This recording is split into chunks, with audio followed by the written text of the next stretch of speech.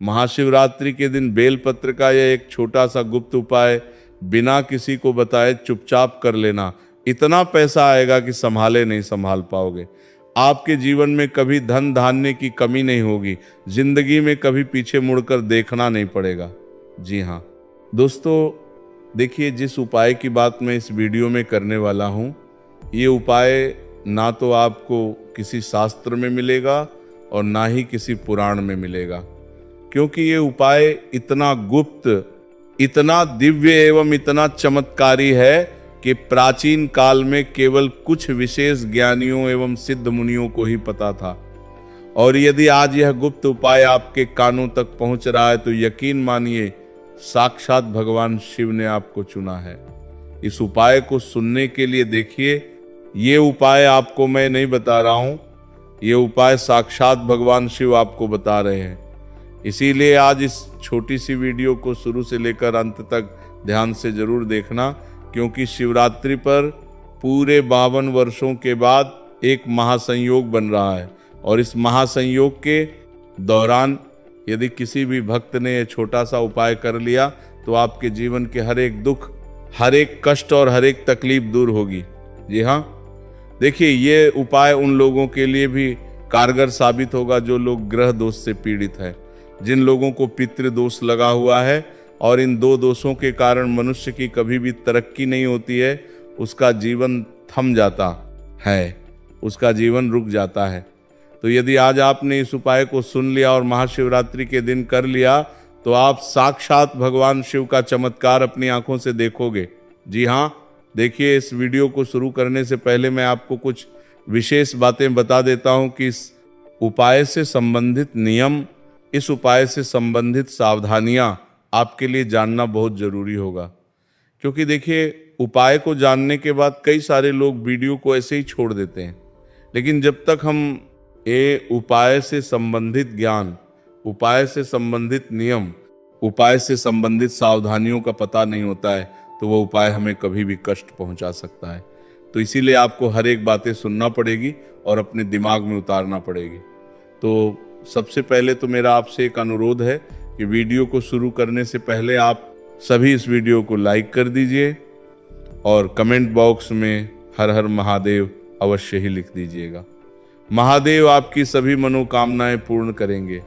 देखिए, महाशिवरात्रि वह रात्रि है जिसे साधारण आंखों से देखने वाला केवल एक त्योहार समझता है, लेकिन जो साधक मन की आंख खोलता है वो जानता है कि ये वो रात है जब सृष्टि की सबसे सूक्ष्म, सबसे शांत और सबसे रहस्यमय ऊर्जा पृथ्वी के बहुत निकट आ जाती है।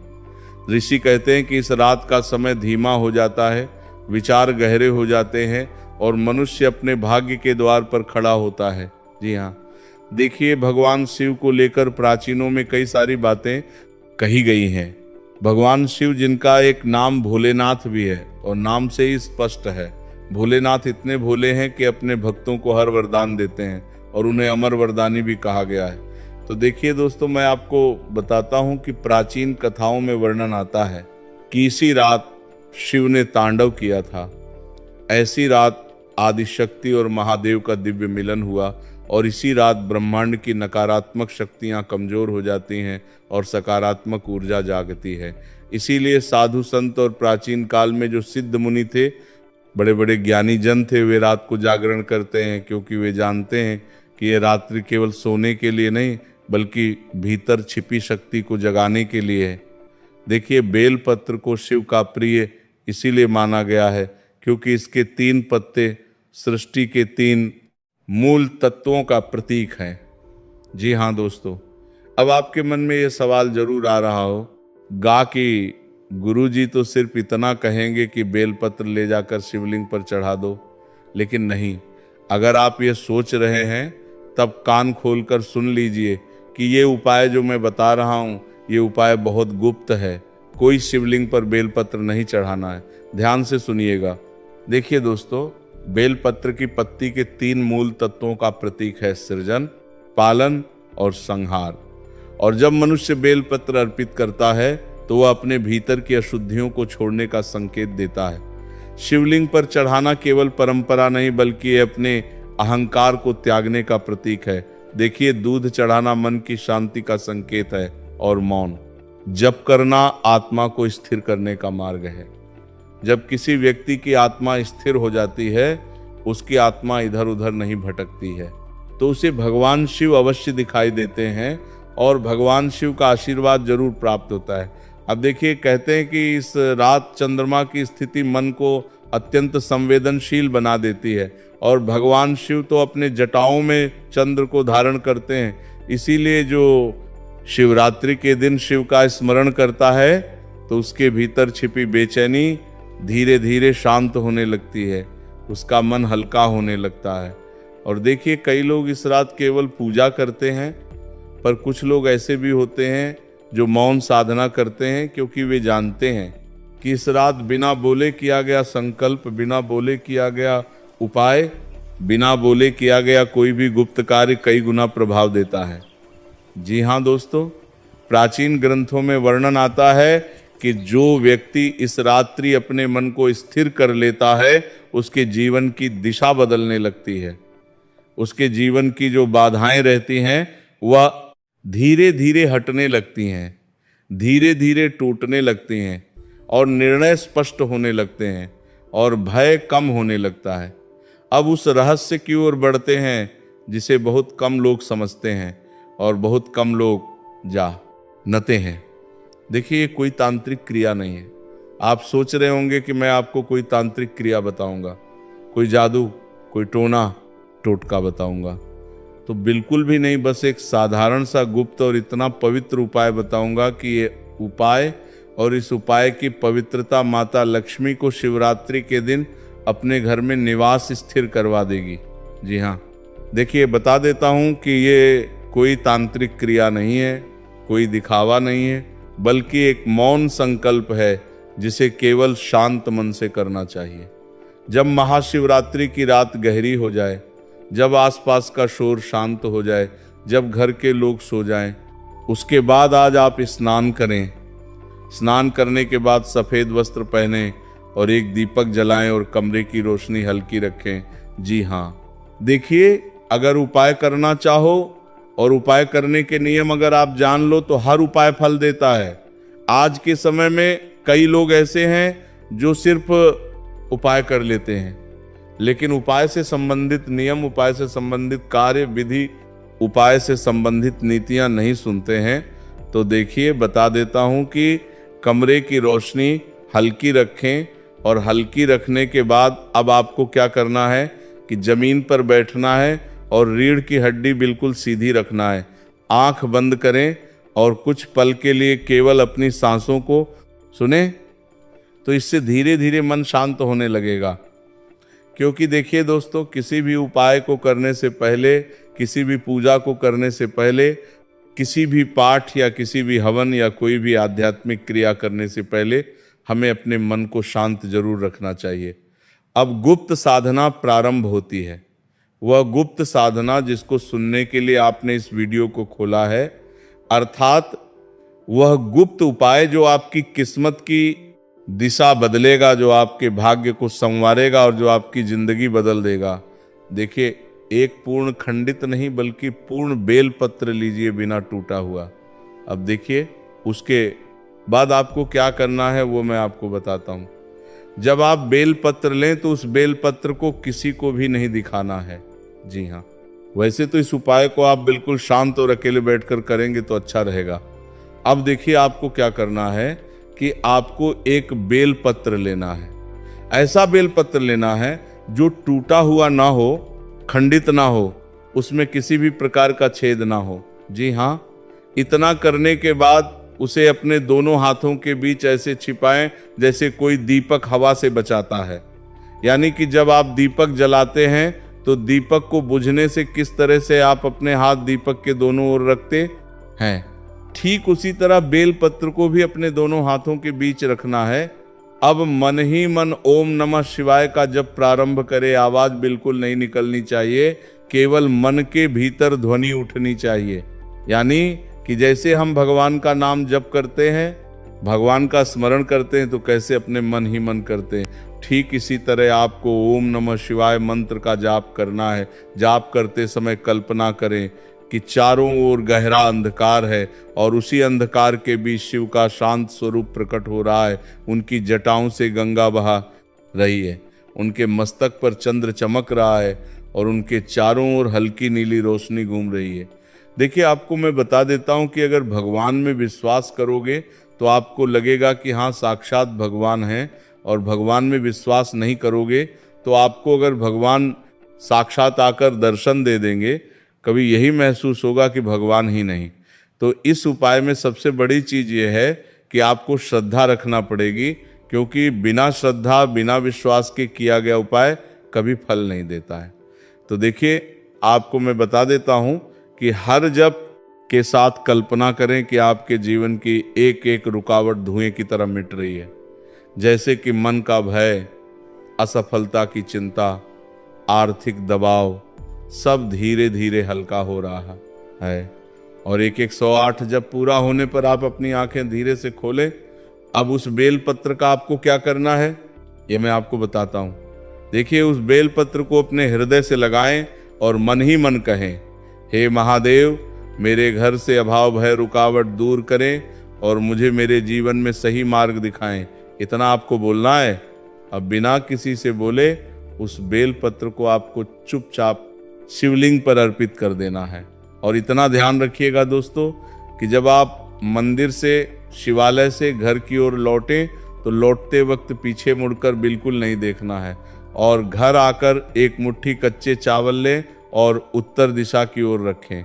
अब देखिए, आपने जो दीपक जलाया था वह दीपक बुझाए नहीं, बस मन ही मन धन्यवाद कहें और सो जाएं। अब उसके बाद आपको क्या करना है, देखिए, यहाँ पर इस उपाय की महत्वपूर्ण बात आती है कि हमने उपाय तो शिवरात्रि की रात्रि को कर लिया, लेकिन उसके बाद क्या, तो आपको बता देता हूँ कि अगली सुबह जब आप उठें तो आपने जो चावल उत्तर दिशा की ओर रखे थे, उन चावलों को या तो पक्षियों या गाय को खिला दें। देखिए, इस साधना का रहस्य ये नहीं है कि अचानक धन बरसेगा। आप सोच रहे होंगे कि मैंने तो उपाय कर लिया और मेरे जीवन में धन धान्य आएगा तो नहीं। ये आपकी सबसे बड़ी गलतफहमी है। देखिए, इस उपाय को करने से धन नहीं आएगा। इस उपाय को करने से आपके जीवन में जो मन की अशांति थी वो अशांति मिटेगी और आपका मन स्थिर होगा। आपके निर्णय सुधरेंगे और अनावश्यक खर्च कम होंगे। देखिए, अवसर दिखाई देंगे और धीरे धीरे जीवन में स्थिरता आएगी। तो मैं आपको बताता हूं कि असली धन केवल पैसा नहीं, शांति, स्वास्थ्य, अवसर और सम्मान है। देखिए, पैसा एक व्यक्ति के बाद खत्म हो जाएगा, लेकिन जो शांति, जो स्वास्थ्य, जो अवसर हमें मिलेंगे और जो सम्मान हमें मिलेगा वह कभी भी खत्म नहीं होगा। और जब ये चारों साथ आते हैं तभी घर समृद्ध होता है। लेकिन शीघ्र वह की कृपा शोर से नहीं, मौन से आती है। भगवान शिव ऐसे भगवान हैं कि उन्हें मनाने के लिए, उनसे मनोकामना पूर्ण करने के लिए हमें हमेशा शांत चित्त होकर, मन को स्थिर रखकर उन्हें मनाना चाहिए, उपाय करना चाहिए।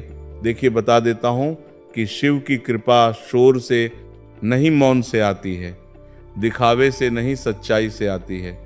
तो जो इस रात शांत मन से शिव का स्मरण करता है वो कभी खाली नहीं रहता, धीरे धीरे चलता है पर सही चलता है, और अंधकार से निकलकर प्रकाश की ओर बढ़ता है, और अंत में केवल एक ध्वनि रह जाती है, हर हर महादेव। तो दोस्तों देखिए, अब इस उपाय के कुछ नियम और कुछ सावधानियां जो बहुत खास हैं वो जान लेते हैं, क्योंकि उपाय तो आपने जान लिया है, लेकिन आपको ये नहीं पता है कि इस उपाय को करने के बाद आपको कौन कौन से कार्य नहीं करने हैं और किन किन चीज़ों से आपको दूरियां बनाकर रखनी है। देखिए दोस्तों, इस उपाय से संबंधित पहला नियम यही है कि आप अपना मन शांत रखें। मन शांत रखना अर्थात स्पष्ट शब्दों में मैं आपको बता देता हूं कि देखिए, ये उपाय डर से नहीं करना चाहिए। अगर आप इस उपाय को करने से डर रहे हैं कि उपाय और फल की प्राप्ति की जगह कुछ अशुभ ना हो जाए, तो बिल्कुल भी नहीं। ये उपाय आपको डर के साथ नहीं करना है, लालच या जल्दबाजी में नहीं करना है, बल्कि श्रद्धा और स्थिर मन से करना है और आपको शुद्धता रखनी है।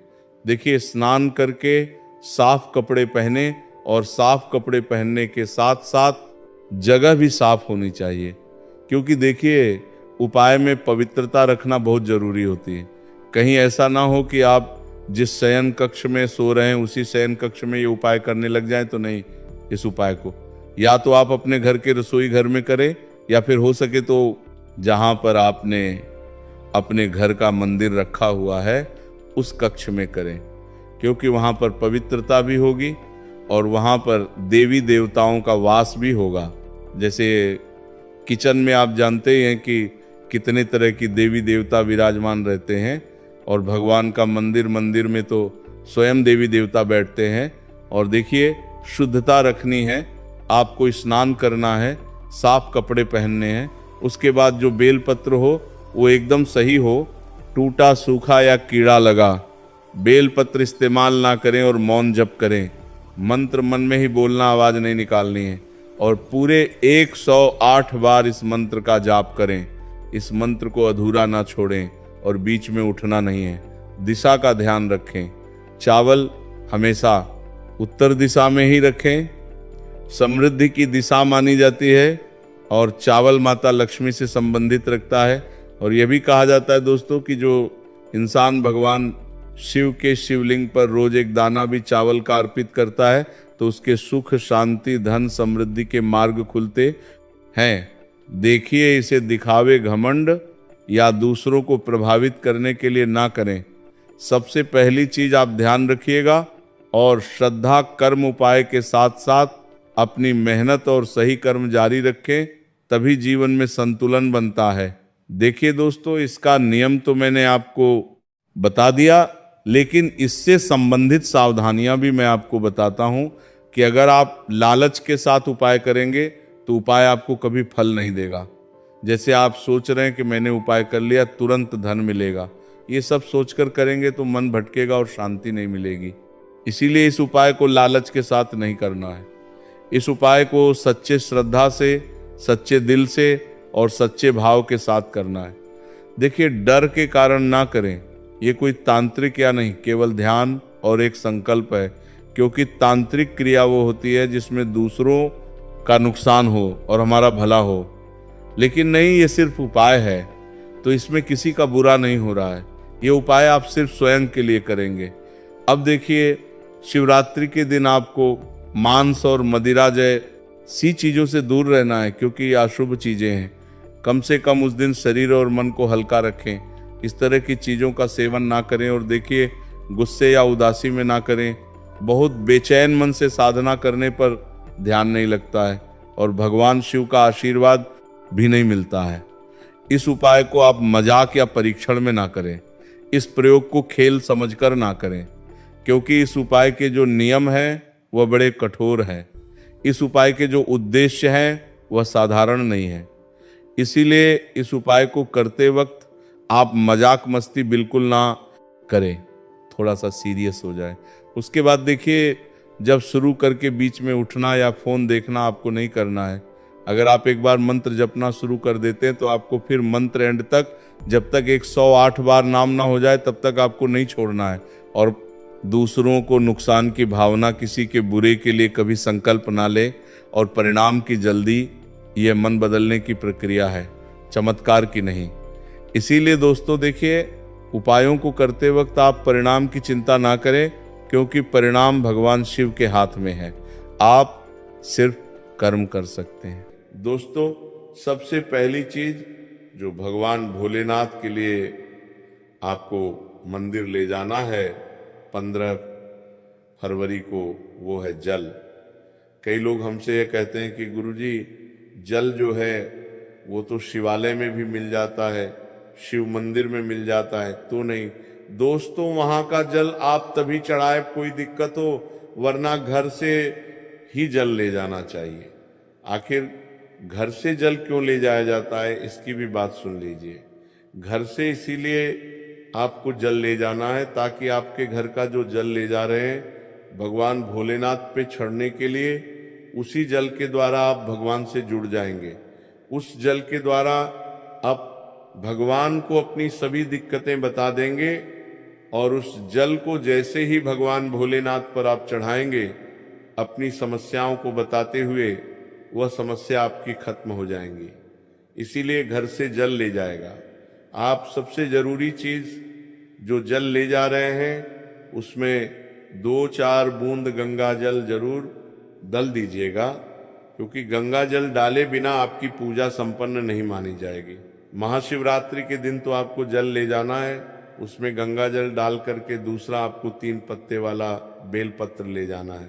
दोस्तों, बेलपत्र बहुत ही शुभ होता है। आपने अगर मान लीजिए एक तरफ 1000 कन्याओं को खाना खिलाया है, दूसरी तरफ भगवान भोलेनाथ को बेलपत्र चढ़ाया है, तो ये दोनों बराबर माने रहते हैं। इसीलिए बेलपत्र जरूर ले जाएगा।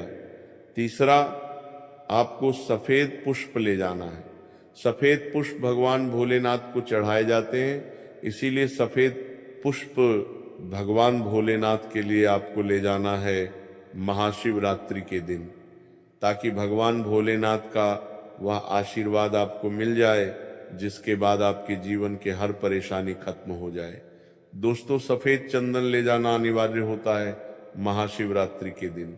और ध्यान रखिएगा दोस्तों कि भगवान भोलेनाथ को अगर आप दूध अर्पित करने जा रहे हैं तो एकदम कच्चा दूध होना चाहिए, पका हुआ दूध नहीं होना चाहिए, कच्चा दूध होना चाहिए, बासी दूध नहीं होना चाहिए।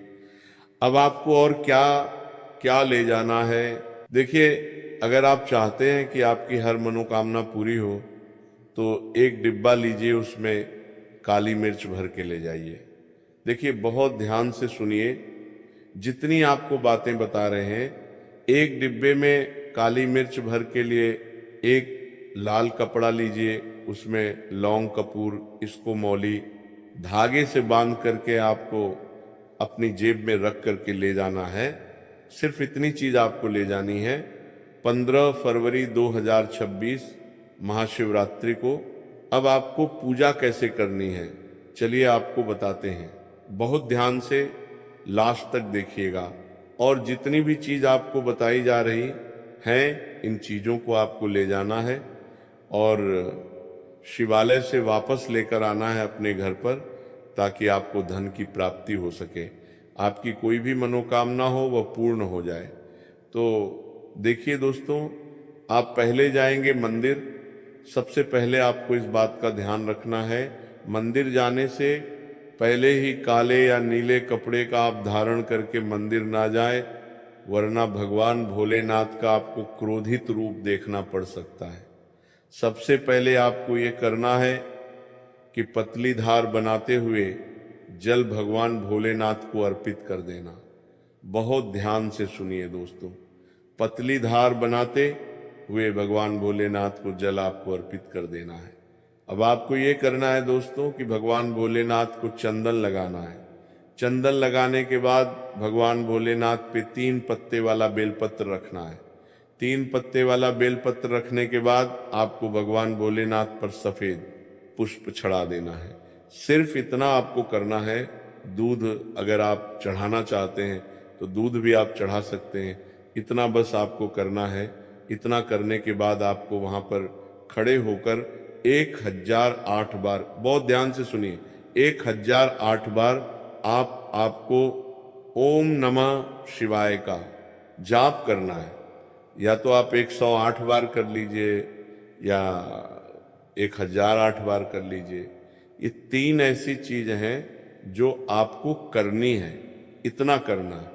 अब आपको क्या करना है, एक डिब्बा जो काली मिर्च का आप ले गए हैं, उस काली मिर्च के डिब्बे को आपको शिवालय के जो गिरता हुआ शिवधारा है, जो शिवलिंग से वहां पर पानी गिर रहा है, उसी शिवहरि के पानी से आपको छुआ है और अपनी जेब में वापस रख लेना है। ये जो लाल पोट आप ले गए हैं बंद करके लौंग की, इसको भी छुआ है, वापस रख लेना है। अब आपको क्या करना है, जिस लोटे में पानी ले गए थे या जिस लोटे में भी आप दूध ले गए थे, उसमें आपको क्या करना है, आपको जो भगवान भोलेनाथ का पानी वहां पर गिर रहा है, ध्यान रखिएगा, शिवलिंग की जो पानी नीचे गिर रहा है, उसी पानी का थोड़ा सा पानी अपने लोटे में ले लेना।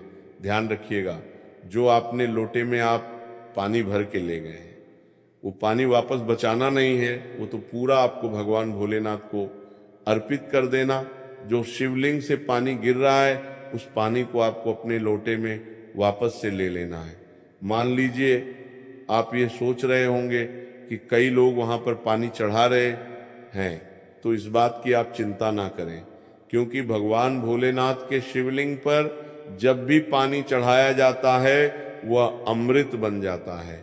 कहा जाता है कई देवी देवता शिवलिंग के पास अदृश्य रूप में खड़े होते हैं ताकि शिवलिंग से गिर रहा पानी वह धारण कर सके। इतना पवित्र होता है शिवलिंग से गिरता हुआ पानी। तो शिवलिंग से गिरता हुआ पानी को आपको अपने लोटे में ले लेना, सिर्फ थोड़ी सी बूंदे ले लेनी है। अब आपको क्या करना है, ये 3 चीजें आपने ले लिए, आपको घर वापस आना है जो आपने लोटे में पानी लिया है।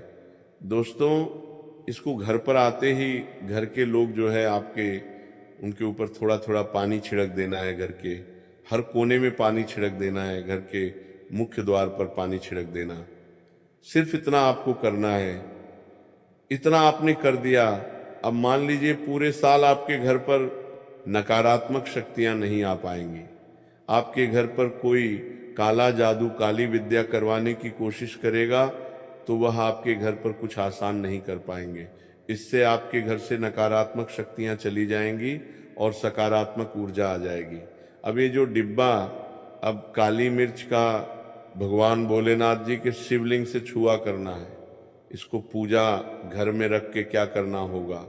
ये जो काली मिर्च का डब्बा है आपके पास, इसे कभी भी आप किसी शुभ कार्य के लिए निकले, जैसे मान लीजिए आप बिजनेस मीटिंग के लिए जा रहे हैं, नौकरी की प्राप्ति के लिए जा रहे हैं, एक काली मिर्च घर के मुख्य द्वार से पहले रख के उसको कुचल हुए निकालिए।